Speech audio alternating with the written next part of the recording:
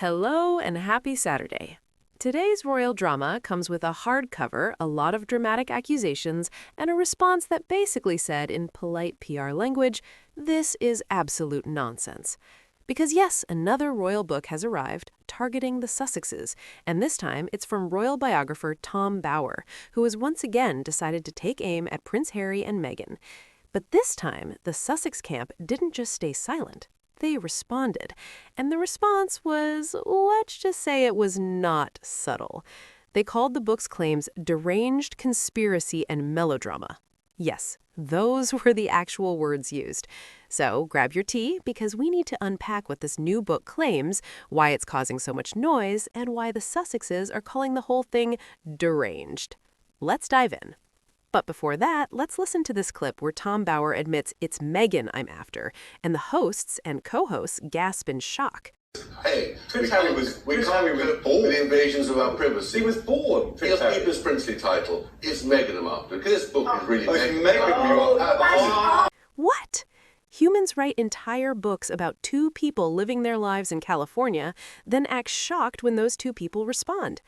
Publishing industry logic is a fascinating creature. Let's start with the book itself and what we're actually dealing with here. Tom Bower has released a new royal book titled Betrayal, Power, Deceit, and the Fight for the Future of the Royal Family. Now that title alone is doing Olympic-level drama work. Betrayal, Power, Deceit, Fight for the Future. This isn't a book title. This is the trailer voiceover for a soap opera. This is the tagline for a political thriller.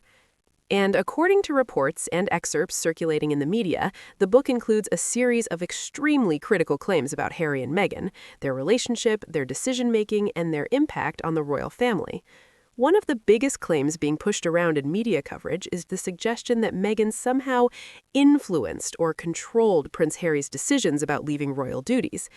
You've heard that storyline before, right? Because for years, literally years, certain corners of the British press have tried desperately to sell this narrative that Harry is some helpless puppet being manipulated. Apparently, a grown man who served 2 tours of duty in Afghanistan, who founded the Invictus Games, which has helped thousands of wounded, injured, and sick veterans around the world through sport, recovery, community building, and international connection, somehow cannot make his own choices or decisions. It's a strange narrative when you actually think about it critically.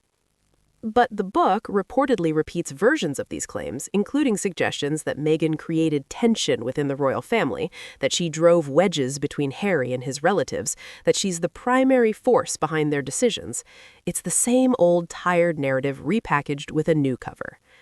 And then there's another claim circulating from the book that involves Queen Camilla specifically. According to excerpts being discussed in the media and tabloid coverage, the book suggests that Camilla allegedly told friends that Meghan had brainwashed Harry. Now think about that chain of alleged events for a second and how absurd it becomes.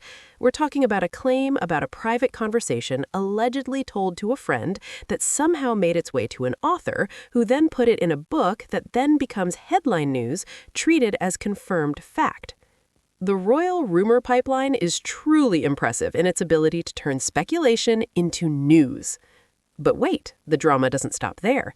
It never does with these books. The book also reportedly touches extensively on the relationship tensions between Harry and his brother William, and between Meghan and William's wife Catherine, Princess of Wales, which again is not exactly groundbreaking or new information at this point. Anyone who has followed the royal fallout after Harry and Meghan stepped back from royal duties in 2020 already knows those relationships became strained. That's been publicly acknowledged multiple times.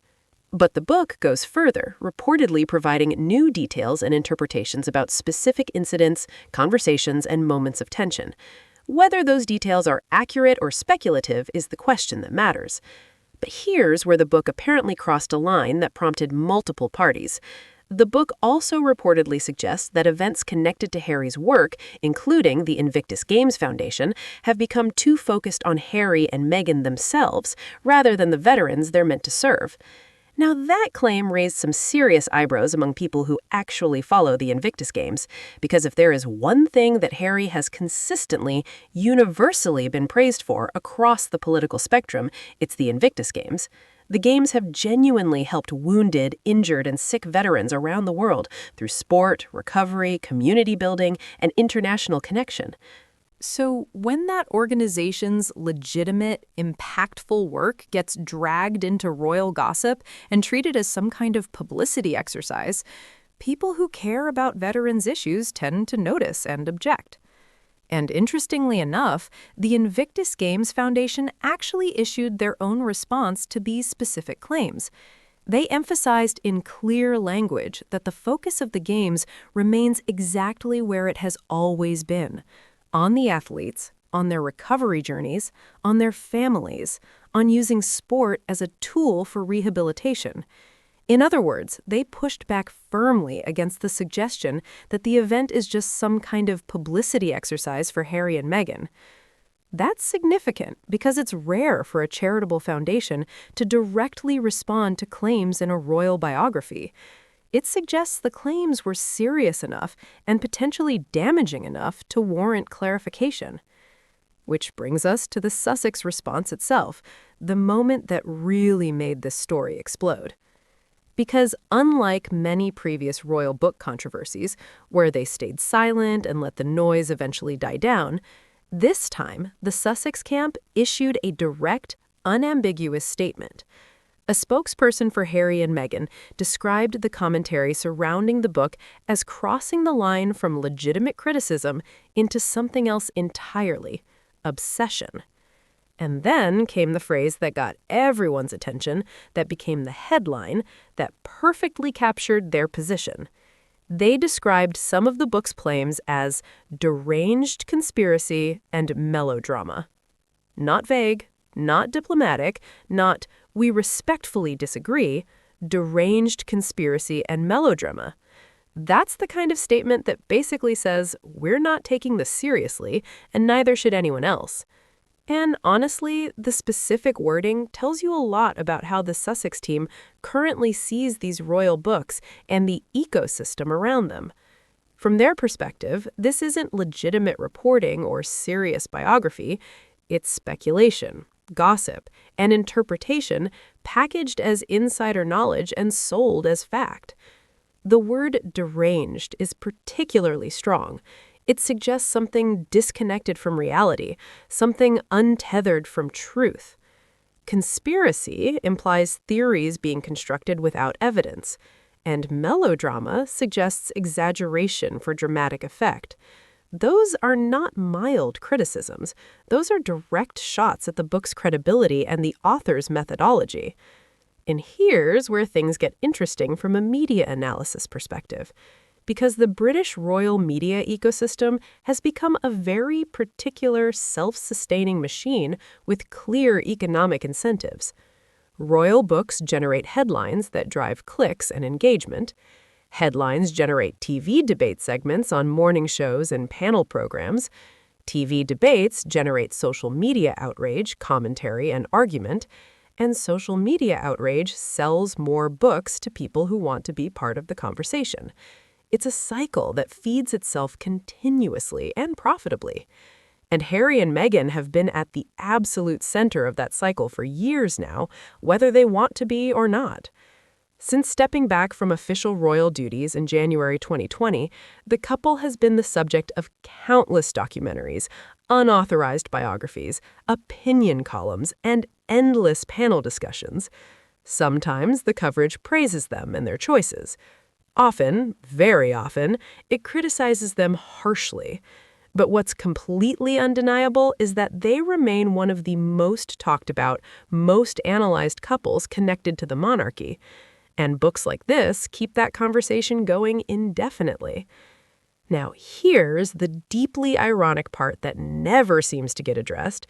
Many of the same commentators who criticize Harry and Meghan for seeking attention or wanting to stay relevant spend enormous, disproportionate amounts of their own time discussing them.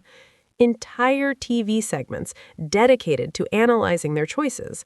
Entire newspaper columns written about their lives. Entire books, multiple books, about two people who left the institution. At some point, you start wondering who is actually driving the attention here. Because Harry and Meghan are living in California, raising their children, Archie and Lilibet, running their charitable Arkwell Foundation, producing media projects through their Netflix deal, and continuing advocacy work on issues they care about. Meanwhile, across the Atlantic, there is a whole cottage industry, no, a whole factory, analyzing every single move they make, every statement, every appearance. It's almost impressive in its scale and persistence. And let's be brutally honest for a moment about royal biography as a genre. Royal biography has always been controversial, always fraught with questions about sourcing and verification. Many of these books rely heavily on anonymous sources whose identities cannot be verified. Unverified private conversations that allegedly happen behind closed doors. Secondhand stories passed through multiple people before reaching the author, and sometimes interpretations or speculation presented confidently as established facts. Readers should treat them with significant caution and skepticism, because unless someone is directly on the record with their name attached, you're often dealing with narratives and interpretations rather than confirmed, documented events. And that's exactly why statements like the Sussex response matter and deserve attention. When their spokesperson calls the book's claims deranged conspiracy and melodrama, it signals clearly that they believe the narrative being built around them in these books is fundamentally distorted and disconnected from reality. It's them saying, this is not accurate, this is not fair, and we're not going to let it stand unchallenged. Now, will that stop the media frenzy? Will it end the book tour or tabloid coverage? Of course not. If anything, the response probably fuels it further, because controversy sells, drama sells, conflict sells, and royal controversy, royal conflict, that sells even better than almost anything else in the publishing and media world. But stepping back for a second, the whole situation says something genuinely interesting about the modern monarchy and how royal narratives work today. For centuries, literal centuries, the royal family controlled their public image very tightly and effectively. Access to royals was strictly limited. Information was carefully managed by palace communications offices. Stories were meticulously shaped before release. Today, that world doesn't exist anymore. That control has fundamentally broken down. Between social media giving everyone a voice, streaming documentaries, personal memoirs, and investigative reporting, the royal narrative is now constantly being debated, contested, and rewritten in public. Harry's memoir, Spare, alone changed the conversation dramatically and permanently. For the first time in modern history, a senior royal gave his own detailed, unfiltered account of life inside the institution, and that shifted the entire balance of storytelling power. Now you have competing narratives from multiple sources: royal insiders leaking to tabloids, royal critics writing exposés, royal supporters defending the institution, biographers with varying levels of access and credibility, journalists investigating independently, and of course, the people directly involved telling their own stories. So when a book like Tom Bower's appears, it doesn't exist in a vacuum or go unchallenged. It becomes one more voice in an already loud, already crowded conversation, where everyone is fighting for their version of events to be accepted as truth. But what makes this particular moment interesting and worth analyzing is the tone of the Sussex response. They didn't ignore it like they've done with previous books. They didn't issue a mild, polite disagreement. They called it out in very direct, very strong language that leaves no room for misinterpretation. And that suggests they're increasingly willing to challenge narratives they see as unfair, false, or damaging. Whether people agree with them or whether people support them or criticize them, it shows a clear shift in strategy. Silence used to be the royal default. Never complain, never explain was the motto. Now, the Sussexes are choosing to speak up more often, more directly, more forcefully, and that alone changes the dynamics of these media battles fundamentally. Because when one side pushes back publicly, when they challenge the narrative, the story becomes more complicated. It's no longer one-sided. It forces people to consider whose version is accurate, who has credibility, what evidence exists. Which brings us to the question everyone ends up asking in situations like this.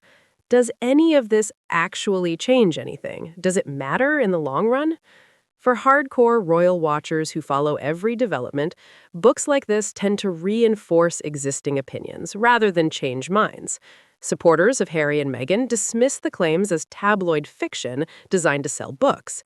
Critics treat them as confirmation of their existing views about the couple.